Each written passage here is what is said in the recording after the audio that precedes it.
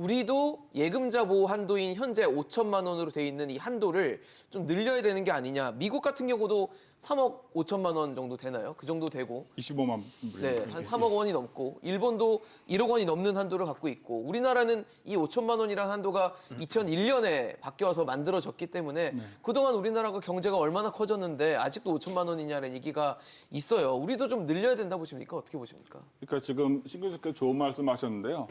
지금까지 이제 보호 한도를 늘리고 이제 뱅크런을 방지한다는 것은 사실 소액 예금자를 보호하기 위한 것입니다. 그러니까 이제 외국도 마찬가지고 미국도 이제 금융 위기 때 보호 한도를 늘렸었고요. 대부분의 국가들이 보호 한도를 늘리는 상황들을 보면 이제 글로벌 금융 위기 때 보호 한도를 늘렸습니다. 이제 이 보호 한도라는 것은 이제 이 예금자, 소액 예금자를 보호하기 위한 것이 사실 이제 거액 예금자, 기업이라든가 이제 소위 말하는 이제 결제성 예금을 갖고 있는 사람들을 보호하기 위한 것은 아니거든요.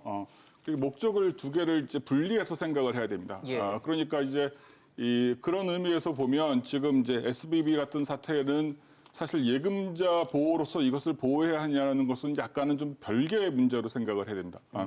그러니까 이제 우리나라 같은 경우에는 아까도 말씀드렸지만 이제 예금 같은 경우에는 특히 은행 같은 경우에는 약 98% 정도의 예금자가 보호를 받고 있고요. 5천만 원 5천만 원 이내로 예금을 보호를 받다. 받고 있습니다.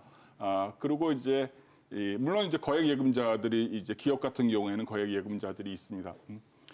근데 이제 그러면 이제 우리가 뭐 이 1인당 GDP로 따지면 이제 평균적으로 보면 이제 OECD 국가 중에서 좀 낮은 편에 속한 것은 사실입니다.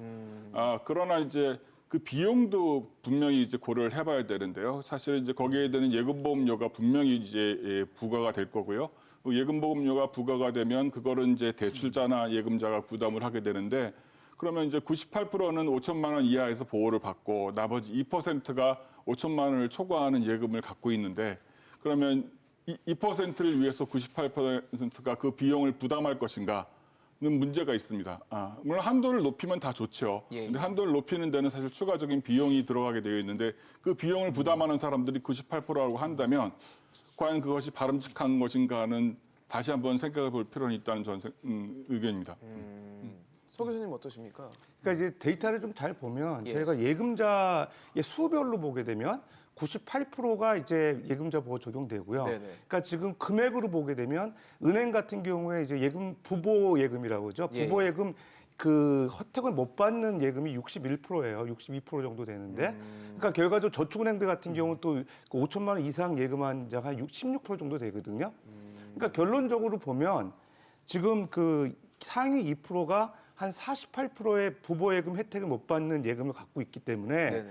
결론적으로 2%를 위한 그런 예금자 보호 한도 인상이 뭐 부적절한 거 아니냐 이렇게 볼 수도 있긴 해요. 그런데 저는 이렇게 생각이 듭니다. 이제 예금자 보호라는 게 그 몇 가지 순기능이 있는데 첫 번째 이제 소액 예금 보호하는 그런 건 당연한 거고요. 예. 두 번째는 이제 뱅크론 예방하는 사전적 기능이 있는 거거든요. 근데 이제 그거까지 말씀드리면 다 이제 어떻게 보면 예금자 보호가 되니까 뭐 2% 위한 얘기가 나오잖아요. 세 번째는 제가 볼 때는 약간 금융회사들 공정경쟁에 도움이 되거든요. 왜냐하면 지금 우리나라 그 은행 산업의 구조 내용을 보게 되면 전체 예금이 한 60%, 대출의 한 70% 이상이 4대 은행, 5대 은행이 과점하고 있거든요.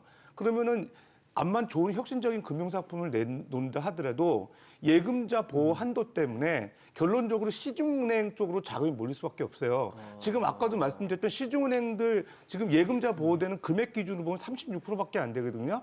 근데 오히려 저축은행은 지금 예금자 보호되는 금액이 84%예요. 그러니까 시중은행들은 대체적으로 은행이 안 망하겠다는 생각을 해가지고 예금자 보호 한도 5천만 원 이상 예금 안 쓰는데 엄청 많고 실제로 저축은행은 한 16% 정도만 지금 그 예금자 보호 범위 내에 있는 분들이거든요. 그러니까 사실 어떻게 보면 자금 조달 코스트가 저축은행이 훨씬 높을 수밖에 없어요. 그런 분들이 시중에서 끌어오려고 하면. 교수님 그러면 예. 아까 왜 98%가 지금 5천만 원 이내 보호를 받고 있다고 하고 부보예금상으로 그러니까 예금자 예금보험공사가 지켜주는 금액에 예. 대해서는 비율이 좀 다르잖아요. 다르죠. 왜 그런지 설명을 좀 해주시면 왜냐하면 좋을 것 2%가 그 같거든요. 98%가 예금자 보호가 되지만 예, 예. 그 상위 2%가 실제적으로 맡긴 그 자금들이 5천만 원 이상 되는 자금이 엄청 많다는 거예요. 그러니까 전체 52%가 부보예금, 48%가 지금 비부보 예금인데 네네. 48%를 2%가 보유하고 있다는 거예요.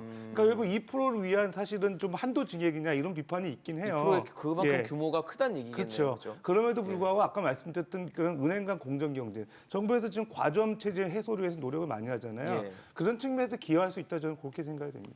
제가 한 말씀 드리면요. 예.